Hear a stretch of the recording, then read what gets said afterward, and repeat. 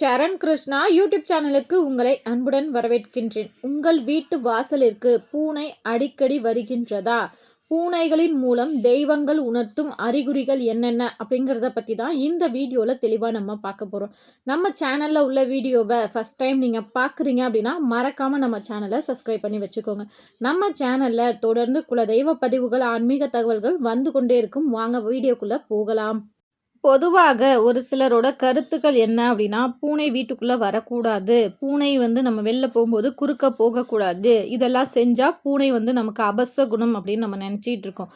ஆனால் ஆன்மீக ரீதியாக பூனை வந்தால் லக்ஷ்மி கடாட்சம் நம் வீட்டிற்கு வருகின்றது, நம்ம வீட்டில் லக்ஷ்மி கடாட்சம் நிறைந்திருக்கின்றது என அர்த்தம். பொதுவாக பூனைகள் அவ்வளவு எளிதில் யார் வீட்டிற்கும் வராது.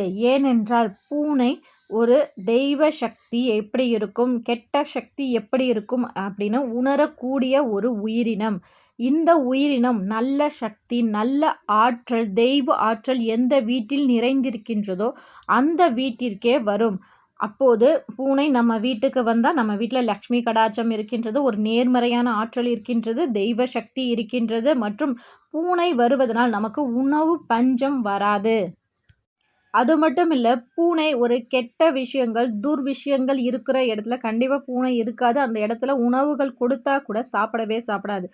பொதுவாக நம்ம வீட்டுக்கு ஒரு பூனை வருகின்றது, நம்ம கொடுக்கக்கூடிய உணவுகளை சாப்பிடுகின்றது அப்படின்னா நம்ம வீடு ரொம்பவே பாதுகாப்பாக இருக்கின்றது, நம்ம வீடு நிம்மதியாக இருக்க போகின்றது, வாழ்வதற்கு தேவையான அனைத்து ஆற்றல்களும் நம் வீட்டில் இருக்கின்றது, அச்சுறுத்தக்கூடிய எந்த விஷயங்களும் நம் வீட்டில் இல்லை, தீய ஆற்றல் நம் வீட்டில் இல்லை, எதிர்மறை ஆற்றல் நம் வீட்டில் இல்லை அப்படிங்கிறத அந்த பூனைகள் உணர்த்துகின்றது.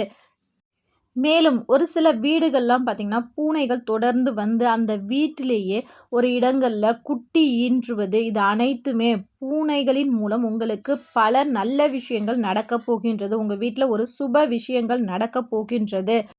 பூனை ஒரு வீட்டில் குட்டி போட்டுச்சு அப்படின்னாலே அந்த வீட்டில் உள்ள தம்பதிகளுக்கு கூடிய விரைவில் குழந்தை பாக்கியம் கிடைக்க போகின்றது அப்படிங்கிறதையும் உணர்த்துகின்றது. உங்கள் குடும்பத்திற்கு புது வரவு வரப்போகின்றது. உங்களுக்கு முன்னோர்களின் ஆசீர்வாதமும், முன்னோர்கள் உங்களுக்கு பாதுகாப்பாக இருக்கிறார்கள் அப்படிங்கிறதையும் உங்களுக்கு அந்த பூனைகள் உணர்த்துகின்றது. பொதுவாக பூனை, மாடு, பறவை இது போன்ற உயிரினங்கள்லாம் நம்ம வீட்டுக்கு வருகின்றது அப்படின்னா, அவர்களுக்கு தண்ணீர் தானம் கொடுக்கணும். அவர்களுக்கு தேவையான நம்மளால் முடிந்த அளவுக்கு உணவுகள் கொடுக்கணும். இது போல செய்யும்போது நம்மளோட புண்ணிய பலன்கள் நம்மை மட்டும் இல்லை, நமக்கு அடுத்து வர தலைமுறையினருக்குமே அந்த புண்ணிய பலன்கள் சேரும். நம்ம வீடு எப்போதுமே சுபிட்சமாக இருக்கும். நம் வீட்டில் அனைத்து செல்வங்களும் நிறைவாக இருக்கும்.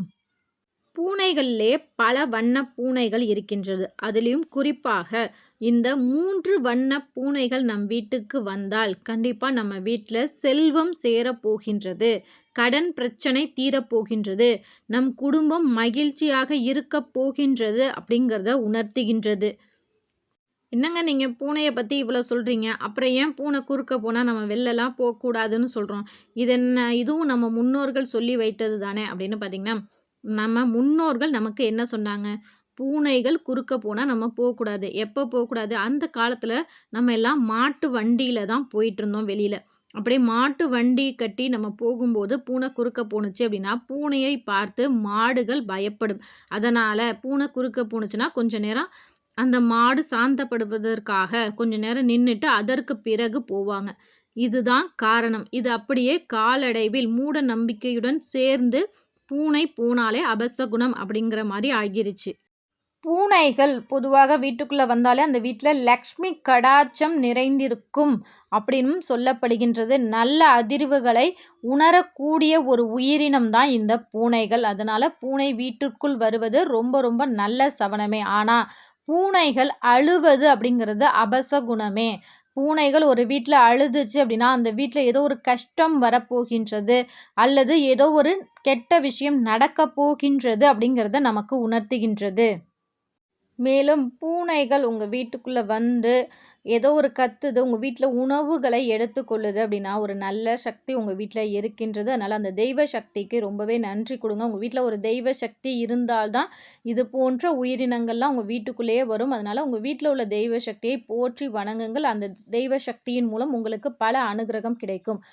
உங்களுக்கு பிடித்த இஷ்ட தெய்வம் எது என்பதை எங்களோட மறக்காம கமெண்ட் செக்ஷன்ல ஷேர் பண்ணிக்கோங்க. இந்த வீடியோ உங்களுக்கு பயனுள்ளதாக இருக்கும் என்ற நம்பிக்கையில் மற்றொரு வீடியோவில் சந்திக்கிறேன். இந்த வீடியோ பற்றின உங்களது கருத்துக்களையும் மறக்காம எங்களோட கமெண்ட் செக்ஷன்ல ஷேர் பண்ணிக்கோங்க. சரண் கிருஷ்ணா யூடியூப் சேனல். நன்றி, வணக்கம்.